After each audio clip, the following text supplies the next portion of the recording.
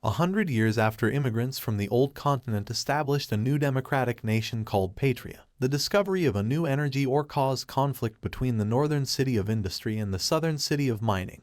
This led to a civil war that divided the nation into the Northern Union of Patria and the Southern Confederation of Patria. However, the war was dominated by the South as they greatly outnumbered the North. When the Civil War began, each commander from both sides charged their soldiers to engage each other, and the fight easily became brutal as one party used machine guns and bombers to take out the other. You didn't see that coming? The result of the machine guns and bombers at the beginning of the war because they could not compete against it. The Northern soldiers were dying miserably in the face of the war because they lacked the manpower that the Southerners had, and as a result, they decided to do something. One day, as the war was getting intense, one soldier witnessed the death of all the men surrounding him. He remained in their hideout, fighting to remain alive amid the dead bodies when he witnessed a scary occurrence. Behind him, men dressed in white coats marched to the city gates and at the command of their leader to commence the attack. Yes! Yes! Yes!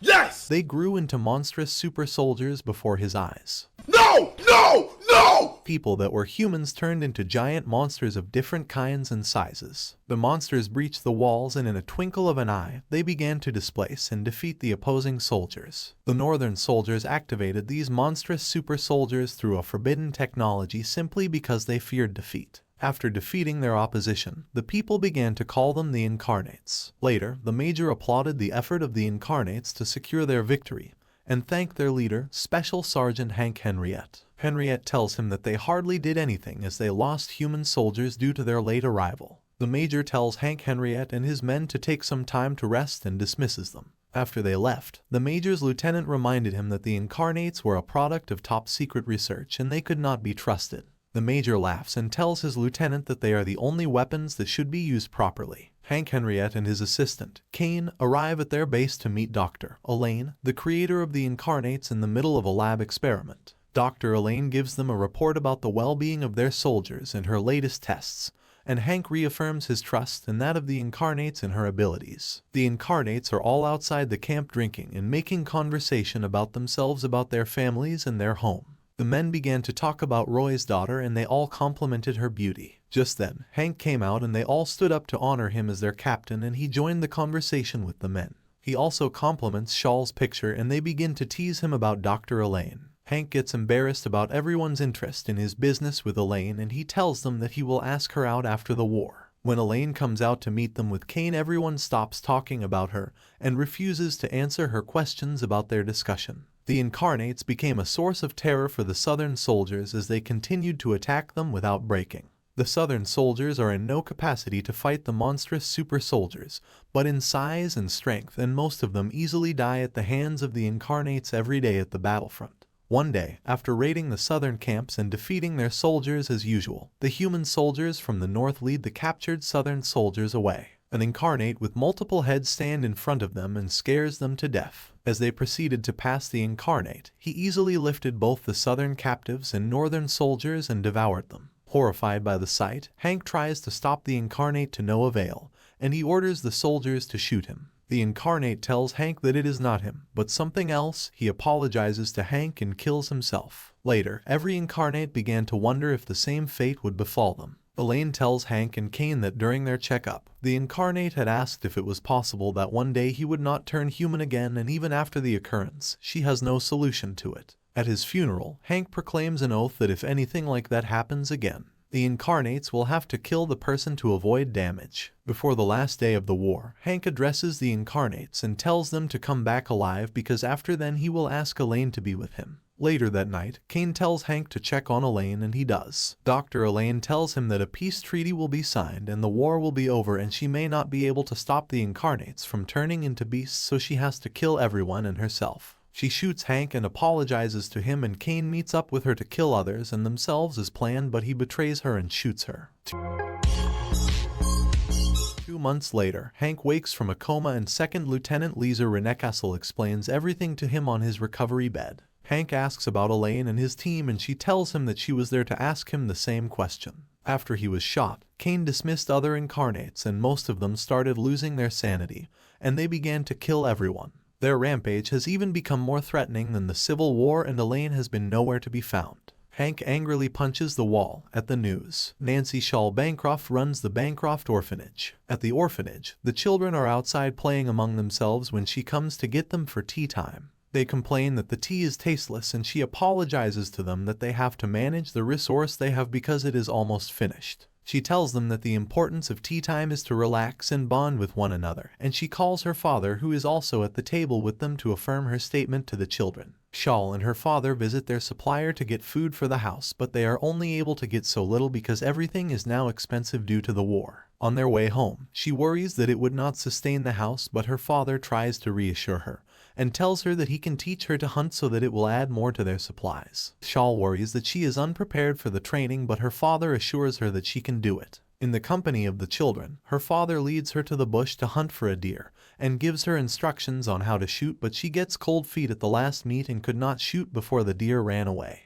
They picked mushrooms to replace the meat, and on their way home, her father and the children tried to make her feel better about the failed attempt. Shaw worries that if the war prolongs they will run out of food, and her father tells her that taking any life is no joke, so her cold feet was valid. Her father made her feel confident in her abilities and makes her understand that he knows she will be able to pull the trigger at the right time. When they arrived home, the children announced that they have visitors. In front of their house are two soldiers waiting for them, and Shaw wonders what they were looking for. The men held a long meeting with her father behind closed doors, and when they could no longer wait for him, the children pestered Shaw that they should eat without him. After putting them to sleep, she waits for her father to finish the meeting. Her father explains the outcome of the meeting to her, that he would have to fight in the war because they saw something unique in him, and in turn, the town and the children would receive funds. Shaw disagrees, and her father tries to convince her that apart from the money, he feels the need to help. On the day of his departure, everyone in the town gathers to see him off, and Shaw gifts him a locket to remember them. After the war, the human soldiers return Special Private John William Bancroft, Shaw's father in his form as an incarnate, to his daughter and people. Shaw bravely draws near to the huge monstrous figure and greets him. The incarnate taps her back with one enormous hand, and she encourages the scared children and the townspeople to still regard him as their father even though he is in a different form. The children slowly adapt to the change, and their father takes them around on his wings, lifts them to the trees to plug fruits, and takes them on exciting adventures on his back. The money begins to dwindle, and Shaw begins to cut down expenses within the house. One night, while she was still awake, a scream pierces the house, shaking it to its core and waking everyone up.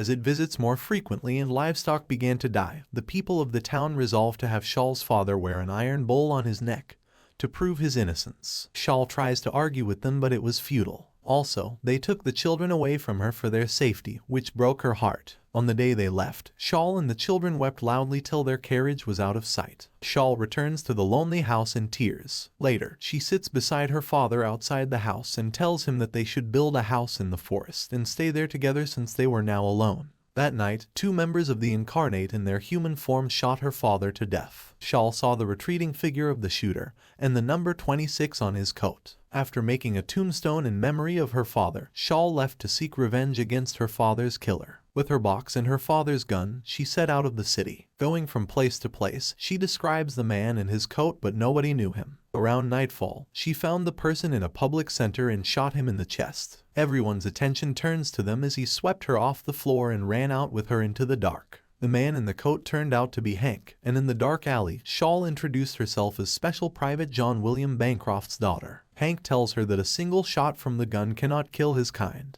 Just then, they heard giant footfalls, and Hank went out to meet Danny, another incarnate. Since the war, Danny has become a terror, robbing people of their property to give his family a better life. Due to the oath they took together, Hank shoots him to save people from him in the presence of his family and town people. Hank recalls how Danny joined the incarnate soldiers to elevate his poor town and family and wept bitterly before shooting to kill him. Shaw blocks him and demands an explanation, but he says nothing apart from telling her that they swore an oath. Shaw resolves to follow him everywhere, as he kills his comrades to get answers for her father's death. Hank tells Shaw that they should go, and she stands up from her place beside the fire to join him. As they journeyed, Shaw thinks about Hank to herself and refers to him as the beast hunter who kills incarnates and beasts who were once regarded as heroes. Hank moves ahead of Shaw without stopping even during the rain. Shaw shakes furiously and slows down as a result of the rain, and a man in a carriage offers them a ride. She thanks him profusely inside the carriage, while Hank maintains silence. The man talks with Shawl and asks where they were headed. She looks at Hank for an answer and he gives the man their destination.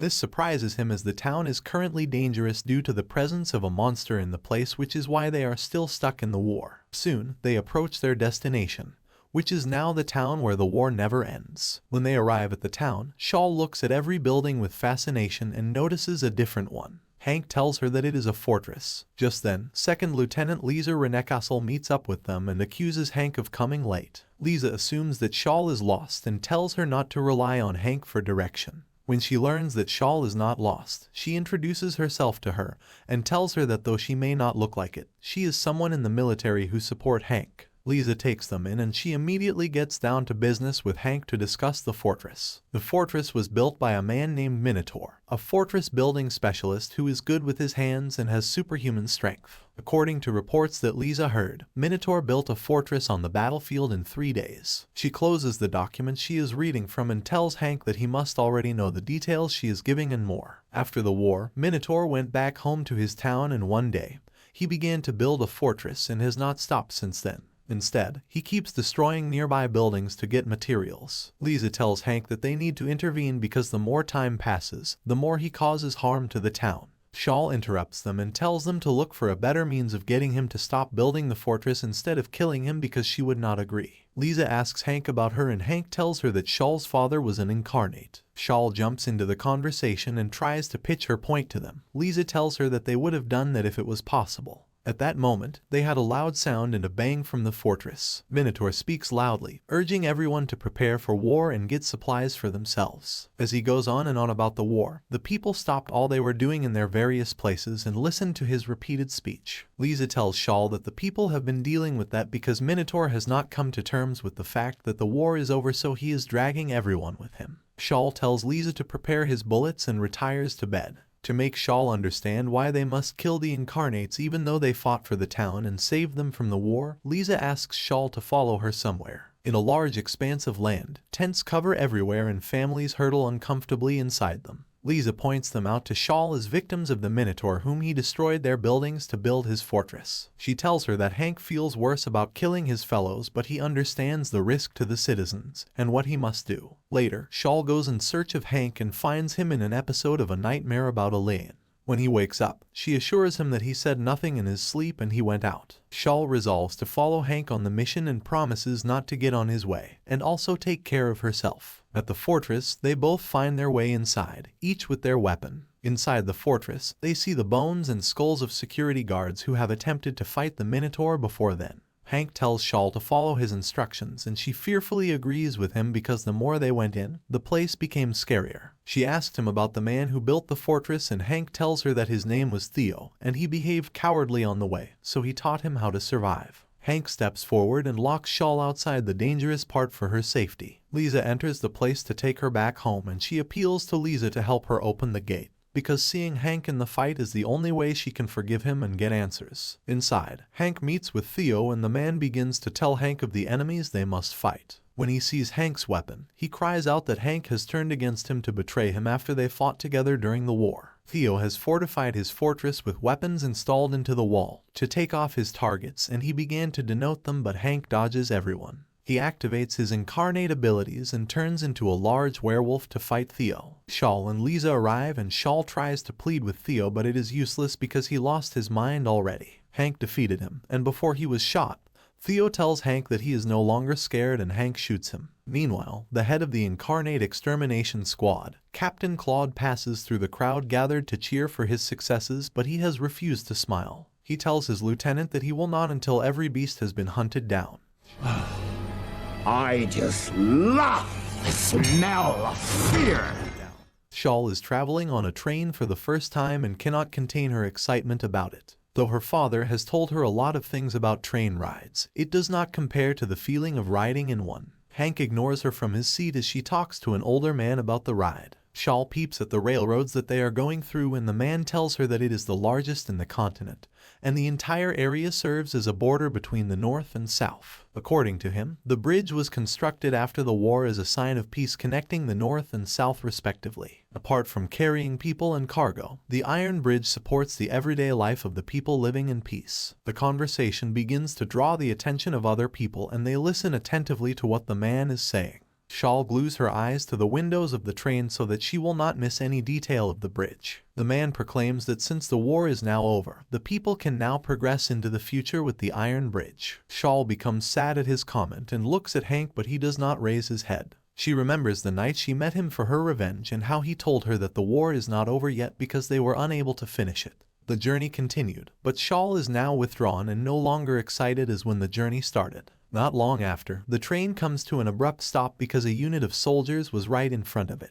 Lisa comes into the train to fetch Hank because the next beast they are out to get, the incarnate of Behemoth, is moving much faster than expected and Hank is needed to stop him. At the military base, Lisa shows Hank a map indicating their current location and where their target was last sighted. Ever since they discovered the incarnate of Behemoth, it has been moving east. And now, if it continues, it will crash into the iron bridge which they cannot afford. So they need to stop it from destroying the iron bridge, no matter the costs. Shawl remembers the train officer who talked to her about the bridge and how he said that the bridge helps the daily lives of everyone. The human soldiers inform Hank and Lisa that they tried to stop the incarnate, but their strength was not enough for it. Lisa asks Hank if he has any suggestions and he draws closer to see the map. They are up against a tough opponent because cannons do not affect Behemoth's giant body, and any part of his body that is destroyed will grow back with more reinforcement. So, the more they wound him, the more he became tough to deal with, and the current equipment they have is not sufficient in dealing with his kind. But Hanks thinks that there is a way, and sets the plan in motion. The soldiers are all prepared and deployed to various positions, and awaiting instructions. Hanks takes his position also and Shawl watches all the activities around her with sad eyes. They began to hear Behemoth's giant footsteps approaching them, and the soldiers on the mountain communicated his movement to the others on land through signals. Hank commands them that they should follow the plan and not falter, and the human commander instructs his men to fire. Cannons were fired from every angle to stop him and Hank makes a mad run for him. During the war, the several shots fired at Behemoth hardened his body except for the joints at the back which were protected. Hank targets this part of his body and shoots him, which brings the heavy giant down. The soldiers give a collective shout of triumph and began to restrain Behemoth.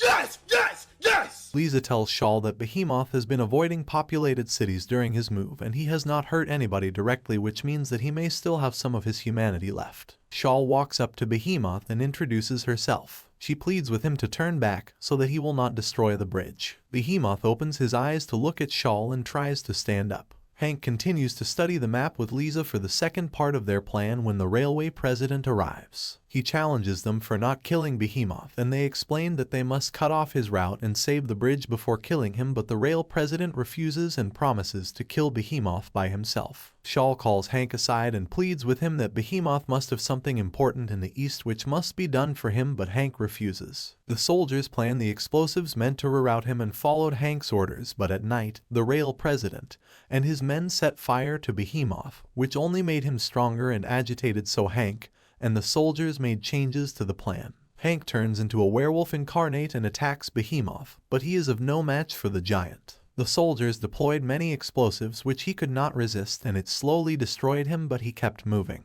At this point, Behemoth is already in front of the bridge. Shawl and Hank tried to speak with him and make him stop, but suddenly, a cliff after the bridge shattered and the ocean came into view. The last thing Behemoth sees before dying is the ocean. Hank tells Shawl that it was his wish to see the ocean after the war, which was why he was going east, and Shawl thanks him for making the wish possible by destroying the cliff. However, Hank feels bad for killing Behemoth, but Shawl consoles him. At the base, Lisa informs Hank that she got a report that Kane has been sighted in another city. Kane Madhouse, the man that unleashed the incarnates on the world, was spotted in the city of Steam, Whiteheckert, where Lisa, Hank, and Shawl have just arrived. There is a coal mine in the city, which makes it a merchant city for people trying to get rich off coal. Lisa leads Hank and Shawl to where there was a sighting of a man believed to be Kane Madhouse. Every night, he kills the citizens of the city and there are blood stains at the last place he was sighted as proof of his actions. Lisa shows Hank around the area where most of his attacks have taken place since he started.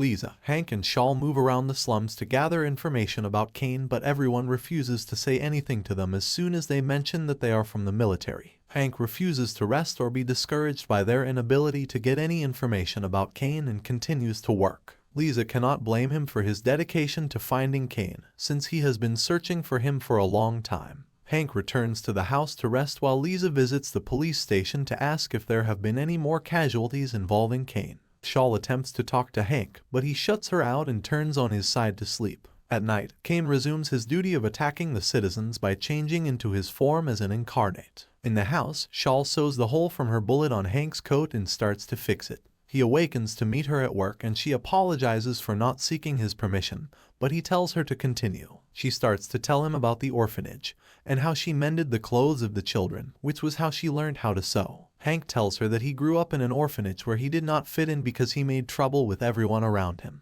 Hank observes Shawl mending his garment and it reminds him of how Elaine used to mend his garments at the orphanage. He tells her that she reminds him of Elaine, and starts to tell her the story of how Elaine tried to make things right with the incarnates and how Kane eventually killed her and released the incarnates into the world. The incarnates are at risk of losing their minds and attacking humans at any moment, and Hank vows that before they do that, he will hunt and kill them as his final duty in the office of captain of the incarnate squad. In the morning, Lisa wakes Shawl that there has been another victim,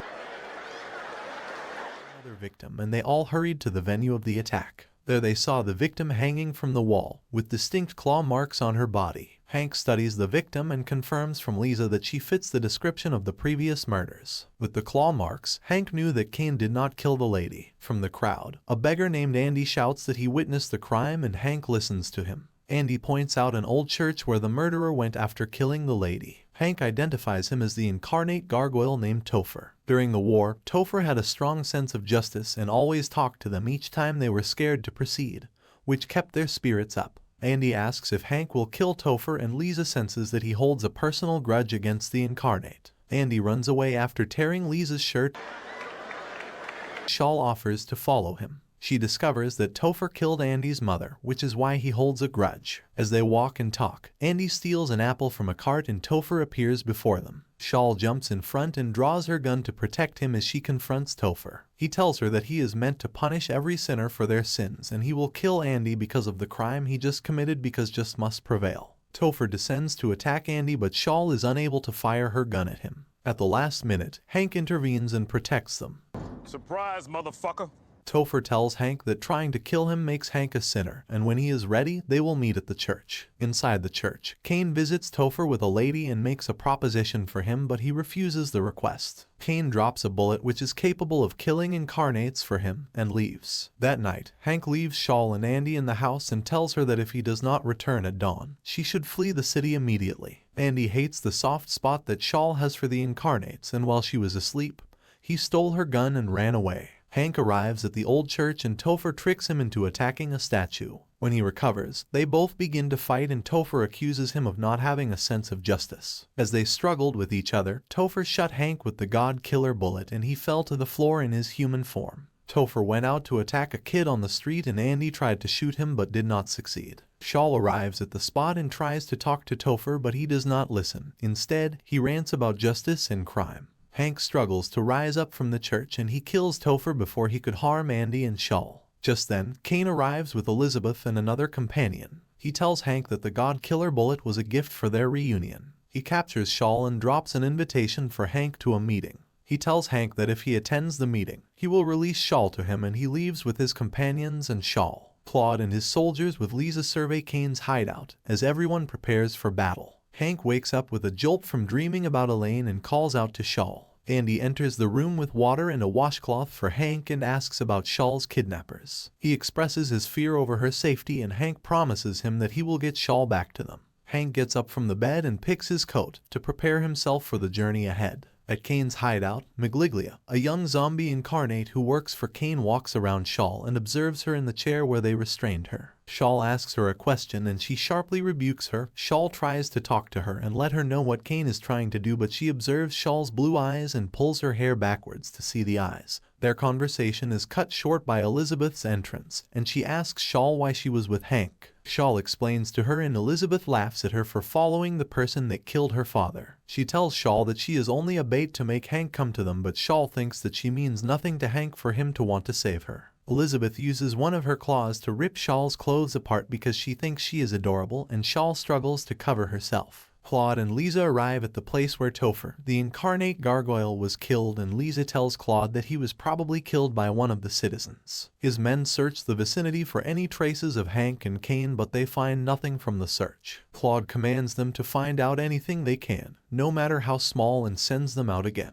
Inside the old church, the soldiers found the victims of Gargoyle all laid on different tables, and one body which seemed to have been attacked by animals, belonging to the wealthiest man in the town. One of the soldiers showed Claude and Lisa another body belonging to the wealthy man's wife, who devoured her husband under Kane's manipulation. Claude asks for the description of the couple's mansion, and the soldier tells him that it is on the outskirts of the town. Claude commands Lisa to investigate the mansion and commands the sergeant to prepare the troops for action. When they left, Claude pledges to finish Kane once and for all before leaving. Hank follows the address left by Migliglia and arrives at Kane's hideout on the outskirts of town. Inside the mansion, he meets guests in the middle of a party, and everyone turns their attention to him because he stood out among them. One of the men approached him to complain of his informal attire, but Hank pays him no mind. Kane shows up at the gallery, and all the girls gave him their rapt attention as he gives a speech about what led to the war, and how the government stole the fortunes belonging to everyone in the name of ending the same war they started for selfish reasons. He talks passionately about his ideas for the people and how the incarnates were dehumanized to achieve the intent of the government. The crowd gets pumped up by his grand speech,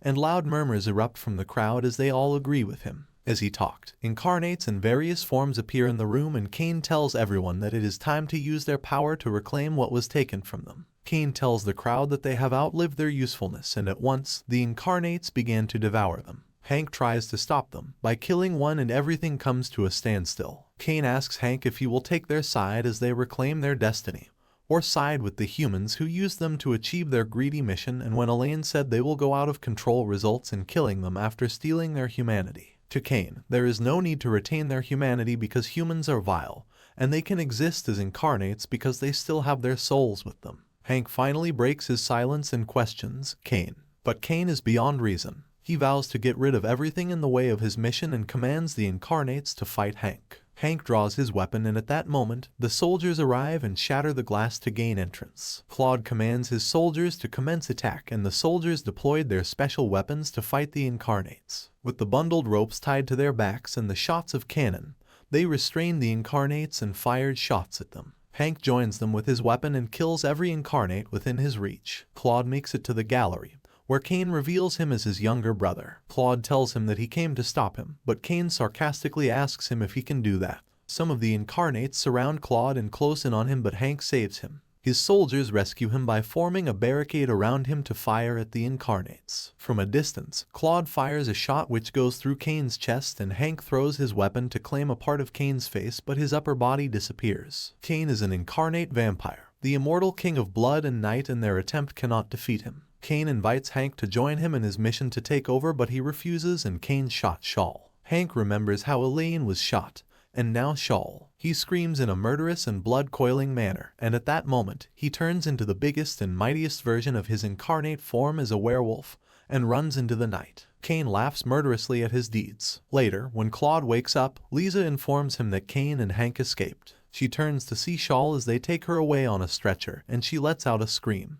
The news of the destruction at White Church shook the citizens and brought back a reminder of the war. When Hank broke out of the mansion, his mighty and monstrous frame shattered the mansion and created huge damage in its wake. But 2 weeks later, when the citizens hardly recovered from that incident, another thing happens, which is more shocking than the first. Come on, man. On that morning, the citizens, both old and young, assembled to hear a speech under a new flag. On a raised platform, Kane addresses them all. He tells the people to consider how they have been treated poorly for the benefit of a few selfish people, and how it has led to poverty and displacement. At that moment, he declares the dawn of a new patria, where they will overcome the borders of North and South and create a new world with humans and incarnates together with soldiers, nobles, and citizens who were unsatisfied with the end of the war. Kane Madhouse and some incarnates established their independence from their motherland of Patria. They built their base in the west, which lagged behind in development, and began to grow as one city after another decided to align with them. Meanwhile, the government of the Northern Union of Patria, where the scars from the previous war were yet to heal, decides to prepare their defenses for the upcoming war. The government of the land were scared that the remaining incarnates in the land will join forces with the rebels, and they decided to annihilate the remaining incarnates from the land. Slowly but surely, another war was creeping in on the land, and they needed to get ready, so everyone got to work. Surprisingly, Shawl did not die from the shot. The dress she was made to wear after Elizabeth tore her dress has been woven with the incarnate's thread, so it stopped the bullet from doing major damage. After surgery, she recovers at the hospital, where she was met with interrogation by the soldiers. The military stripped Hank of his ranks after what happened at White Church. After her recovery, Shawl returns back to her home for the first time since she left. She visits her father's tombstone to drop flowers and tell him all that she encountered on her journey. Shawl tries to continue with her normal life in her town. One day, she steps out of the house and sees a unit of soldiers in the town.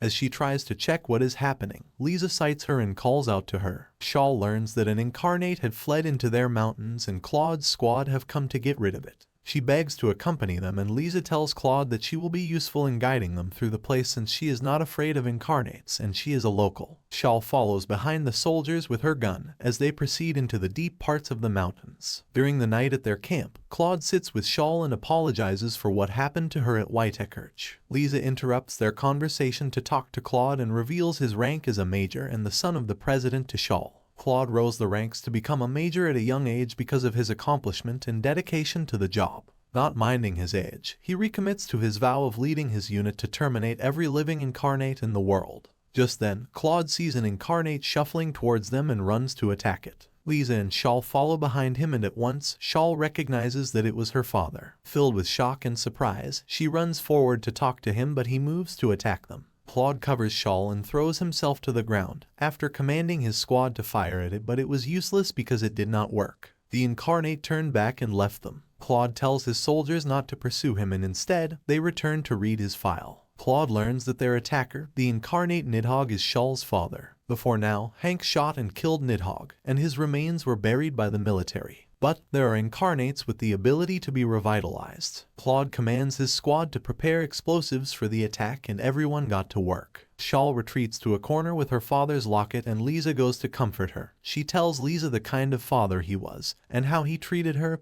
and the orphaned kids. She refuses to go home but will stay and witness everything because that is what her father would have done. Lisa gives her some god-killer bullets to keep for protection in case something happens beyond their control, because Nidhogg has lost its humanity. Nidhogg comes to attack them again, but this time, he does it with much more aggression than the last time. The incarnate Nidhogg overpowers Claude's unit and resists all their explosives and armor. The more they fired at it, the more it gained more strength. Suddenly, it began to fly towards the town, and Claude tells Lisa to run ahead and evacuate the villagers while they slow it down. Shawl accompanies Lisa on her horse to the village and pleads with them to evacuate. Not long after, the incarnate Nidhogg arrives, and Shawl began to beg it to stop its attack. Drawing her gun, she resolves on what to do. At that moment, she finally understands what Hank had to go through as he witnesses how his comrades all lose their humanity. She draws closer and began to fire at it while begging it to stop. Finally, it crumbles and shatters on the floor. Lisa speaks with Shawl after the incident, and she tells her that she has gained closure over her father. She begs to accompany the squad as she has to talk to Hank whenever they find him, and Claude permits her. Trice is an incarnate with an unusual form who had the gift of singing.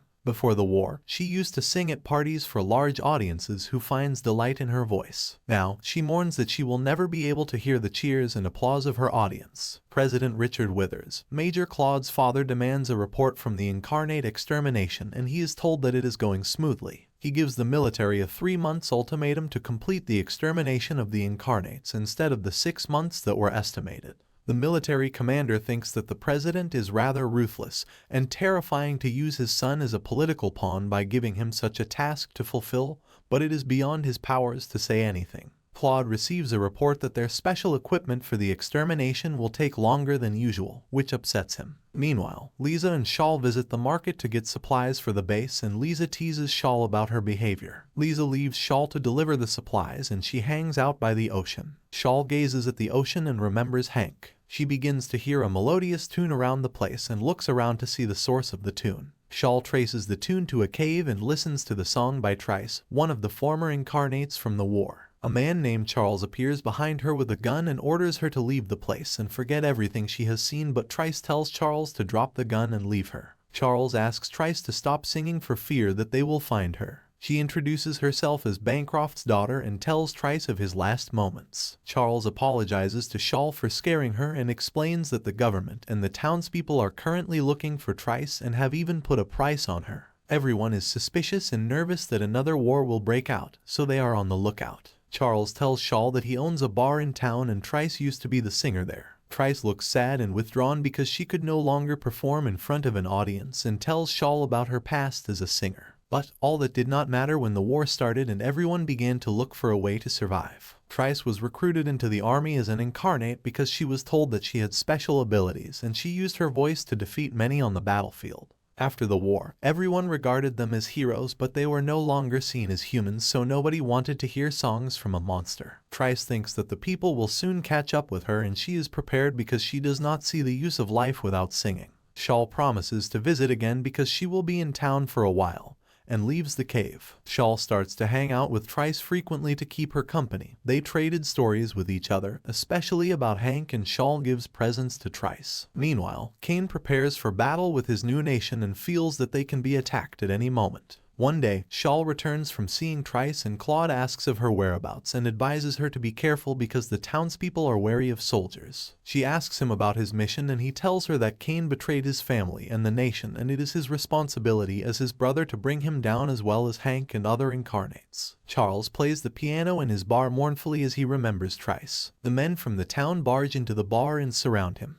They tell him of their suspicion that he is hiding something from them and how he has been seen around the ocean severally. Charles fights his way through them and gets shot in the process, but he manages to get to Trice and warns her to run away. He begs Trice not to hold the actions of the townspeople against them as they are only scared of the future, and apologizes to her that he will not be able to play the piano for her again. Trice weeps for Charles as he dies at her feet helplessly. That night, she began to sing loudly and her voice makes the people fall into a deep sleep. The soldiers observe what has happened and at first, they were alarmed that the people were dead. But they found out that they were only deeply asleep. Lisa tells them that it means the incarnate siren is around and Claude commands the soldiers to search for her. The soldiers search the entire place and find her in the cave, but they are unable to shoot her as her song makes them fall into a deep sleep. From a distance, Claude wounds her with a bullet while Shawl runs to her side and she flies a short distance to another place because she cannot fly for long. Shawl runs to her and begs her to stop, but she longs to be able to sing and have people listen to her. Claude tells Shawl not to approach her alone, but she does not listen. Instead, she tells Trice that she will listen to her song.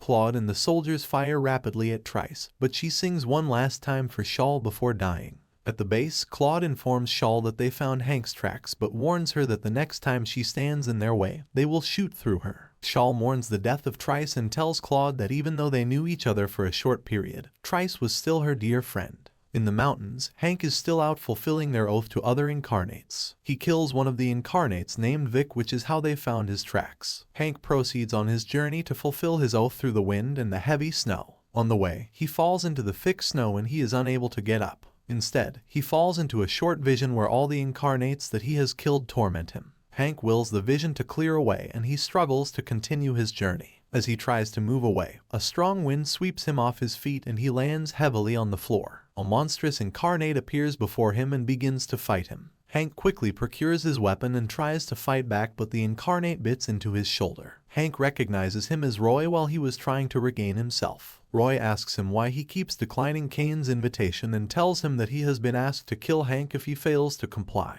Roy tells him that he shall be referred to as the incarnate Garm and not by his former name. Hank asks him to honor the oath they swore, but Garm tells him to stop making absurd threats at him. Garm attacks him again, and this time, Hank's human form is no match for him, so he throws an explosive at Garm and makes his escape. Claude and his squad, including Lisa and Shawl, make it through the snow on their way to find Hank. Lisa complains about the heavy snow and the cold, which their coats are doing little to shield them from. Shawl remembers that earlier, after Hank was sighted, Claude assembled his men and tells them to attack Hank on sight, and not let him escape because he was the one that destroyed White Church. As she moves along, she thinks that if Claude were to meet Hank, she will have to do something about it. In the forest, Hank checks his gun as he awaits Garm. Garm searches for him among the trees and calls out to Hank that he cannot run away from him. Hank hides behind a tree and thinks of the best method to use in eliminating Garm. Hank shoots at Garm, but it makes little impact and he falls down and slowly bleeds from his head. Garm walks to him and commands him to transform into his incarnate form and fight him, but Hank is unable to stand.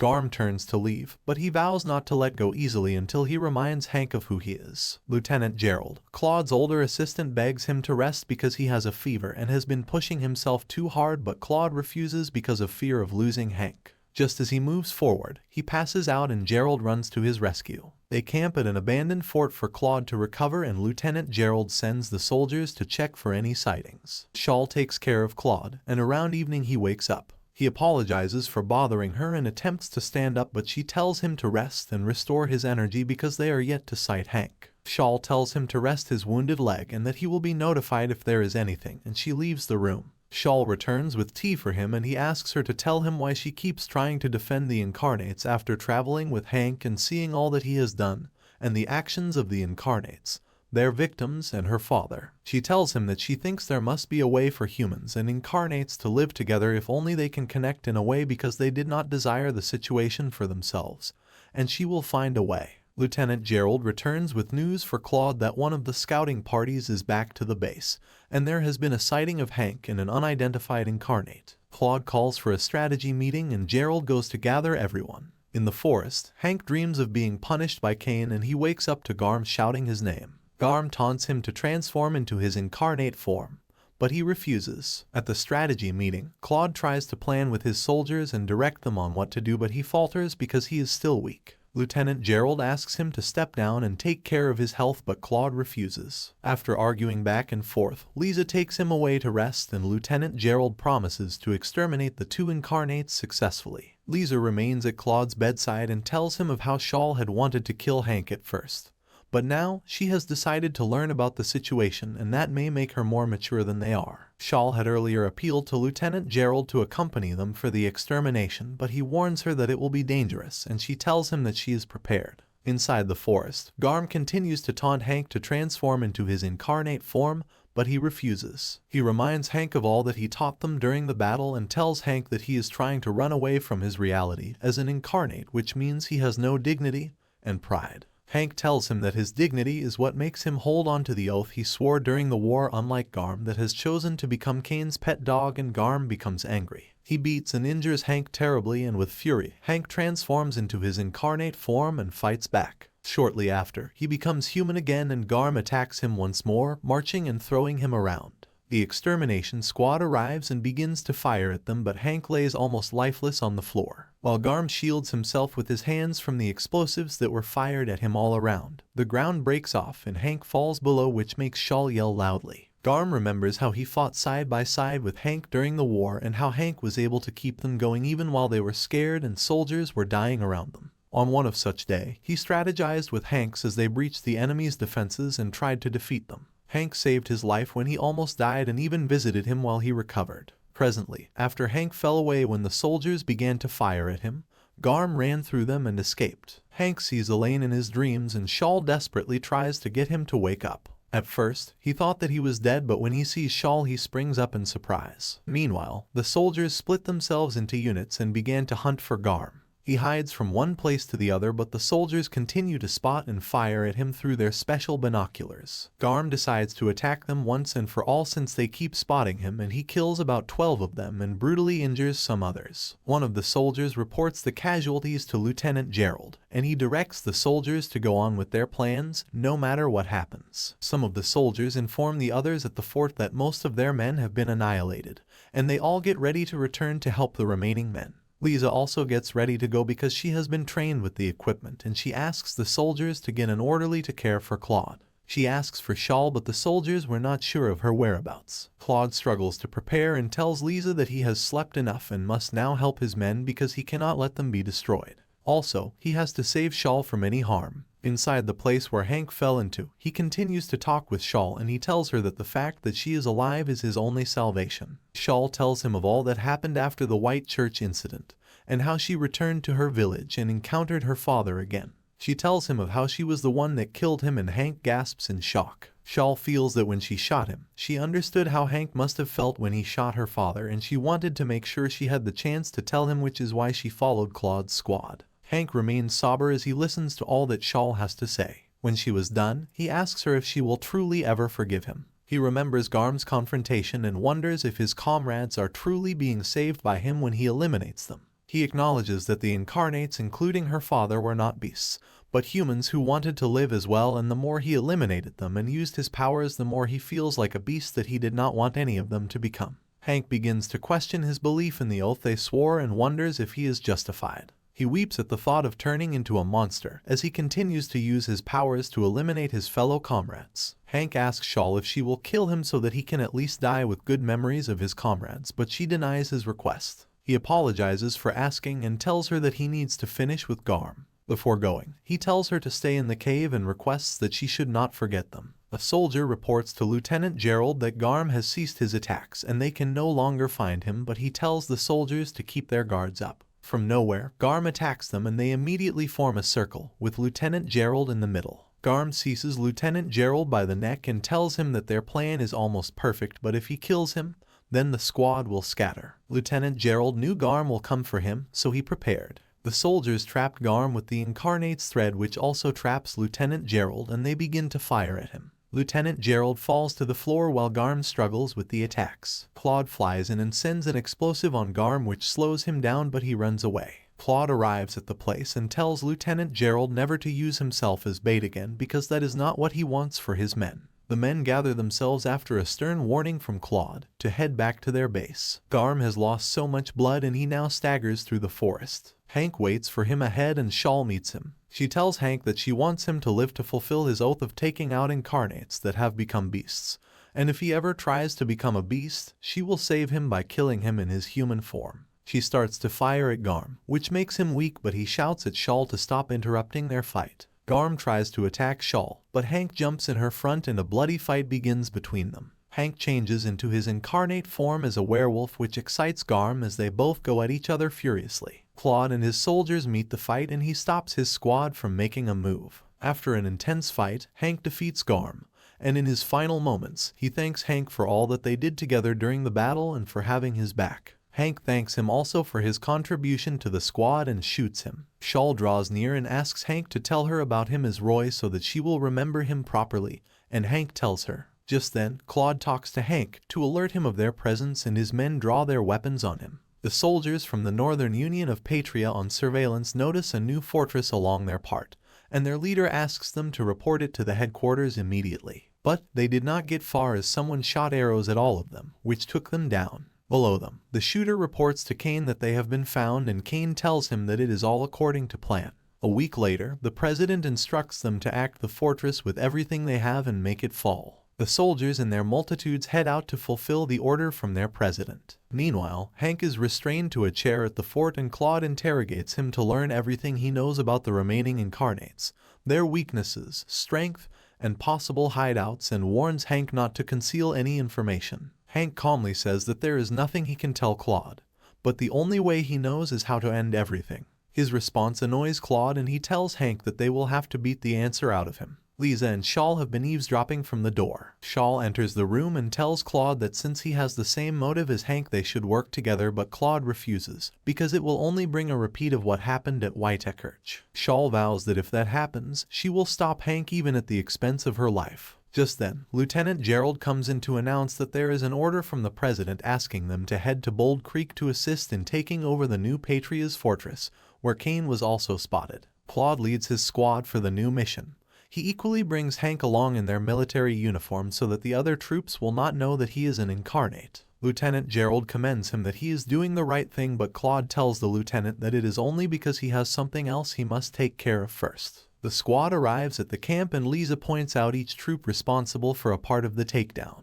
At the main tent, Colonel Martin Wall introduces himself as the one leading the mission to capture the fortress, and Claude also tries to introduce himself, but Colonel Martin tells him that he is aware since he is the son of the president. Colonel Martin gives him a rundown of his squad and tells him that the recon unit and even the smaller scout teams are unable to get near the fortress because the enemy kills them with a bow and arrow before they can get close. Hank tells him that they are dealing with the incarnate Centaurus, a quick and skilled sniper who is capable of taking down small numbers with his bow and arrows. Colonel Martin tells Hank to continue with the information, and Hank tells them of a possible way to break through the incarnate Centaurus, which is by attacking at night when he will be unable to aim well. He lays down the plan and how Centaurus will likely try to scare the foot soldiers, and they work according to it. That night, the soldiers assemble to fight Centaurus in their large numbers, and just as Hank predicted, he shot and missed them. Centaurus draws near the foot soldiers and tries to intimidate them with his voice, which is the strategy he excels at.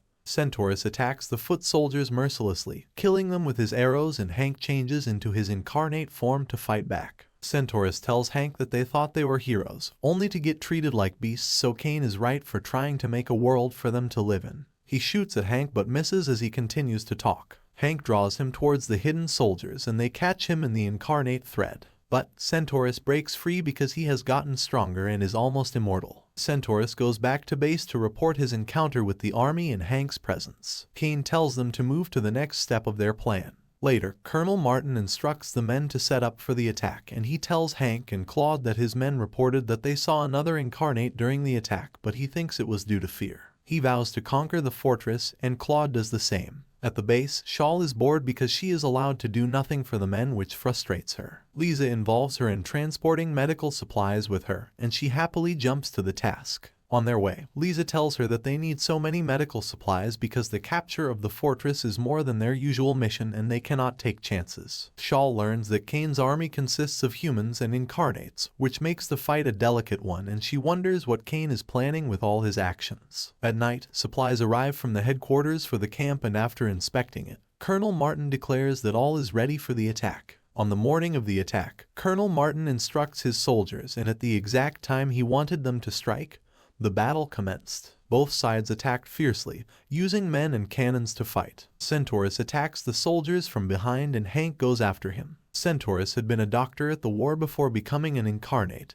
and he had always felt that he lost more lives than he could save. As an incarnate, he saved more lives with his skills as an archer, which pleased him. Hank transforms into his incarnate form and strikes Centaurus, and they begin to fight. Colonel Martin and Claude watch the fight through their binoculars, and Colonel Martin instructs his men to bring out their secret weapons, which will gain them victory at his command.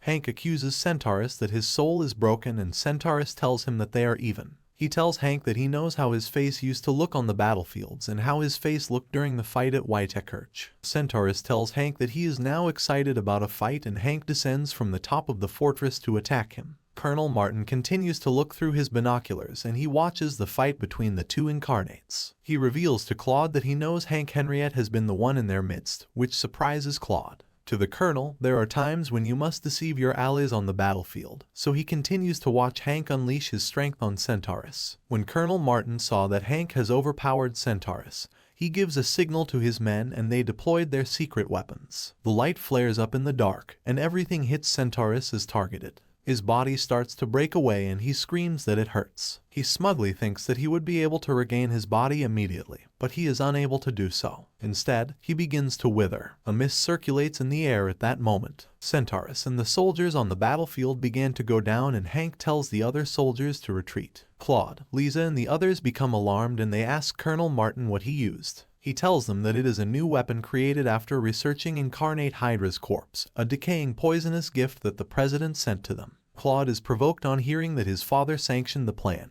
He tells Colonel Martin to look at the battlefield and see how many of their soldiers are part of the casualties. Claude is against any form of plan that prioritizes causing casualties, and Colonel Martin tells him that they are not on a hunting trip but at war. Colonel Martin is not remorseful about what had happened. Instead, he tells Claude that conquering the beast is all that matters, even though he regrets that Hank was not caught in the mist. They conquered Centaurus and gained entrance into the fortress. For him, keeping an open mind is key to longevity. Centaurus continues to decay and he is unable to fully regenerate himself again. He He tells Hank that with the look on his face, he did not know about the mist and laughs at him. Before Hank shot at him, he tells Hank to play with Kane before joining him. Kane attacks the soldiers' camp from behind and leaves dead bodies in his wake as he slowly makes his way to Claude and Colonel Martin. Claude tells Shaw to hide and she runs away. Colonel Martin tells Kane that he must be quite confident to approach them personally. Kane only smirks at him and says nothing. The soldiers surround him and start to shoot even after Claude tells them that it will have no effect. The bullets only pass his body but do not penetrate. Kane stretches his hand and the soldiers fall to their death. Before they could shoot grenades at him, Kane disappears and manipulates one of the soldiers to make him drop his grenade. It falls on the others and detonates by itself. Panic descends on the soldiers as Kane continues to disappear from one place to another. Kane attacks Colonel Martin for using the mist against them and gives him the mist to swallow, and he instantly decays before Kane. Claude pulls out his sword against Kane but he is too shaky to use it. Kane holds his throat and chokes him but Hank shoots him to save Claude and Kane disappears. Kane tells Shaw to take care of Claude and he goes after Kane. Kane laughs at Hank and calls him foolish because the fortress was a diversion. As they were there, his incarnates were busy forcing the South into an alliance with them so that they will leave the North desolate. Initially, the North and South were meant to sign an agreement which will bring them together against Kane's Patria, but he was one step ahead by creating a diversion so that he will successfully invade the South. He tells Hank to stop fighting against his instincts and accept himself for whom he is. Kane tells Hank that humans are pretentious because they claim that the incarnates are beasts, yet they readily sacrifice their fellow humans as casualties and are using decay mists to conquer their enemies. He tells Hank to accept himself rather than trying to protect humans who are the actual beasts. Kane tells Hank to be grateful he killed Elaine, which is what finally made him made. He angrily transforms into an incarnate and begins to fight Kane, but his power is not nearly sufficient to overpower Kane. Instead, Kane appears in several places, and Hank admits that Kane has changed since the last time they were together at war. Hank tries to claw at Kane's several bodies, but it is futile, as he only continues to regenerate and appear in other places. After much struggle, Hank turns into the King of Beasts and attacks Kane again. Just then, a loud bell rang out and Kane declared that he has to go, but he will meet Hank and Shaw again. Kane's new nation of Patria gained control of the West and South, making them to dominate Patria against the North, and President Richard Withers calls back his forces to the capital and declares a state of emergency. Claude is unsatisfied with the entire outcome, but he is helpless because of his commands. Hank sets out on a new mission and Shaw chooses to follow him to keep her oath to him. At Kane's base, he goes to the device where Elaine is held captive and shows her a shiny object. He proclaims that the new world which she tried to stop has arrived. If you like this recap, do let me know in the comments, and obviously leave your like too. Do not forget to share with your friends and subscribe. Above all, activate your notification bell so you don't miss the next recap when it drops. Until next time, do take care and stay safe.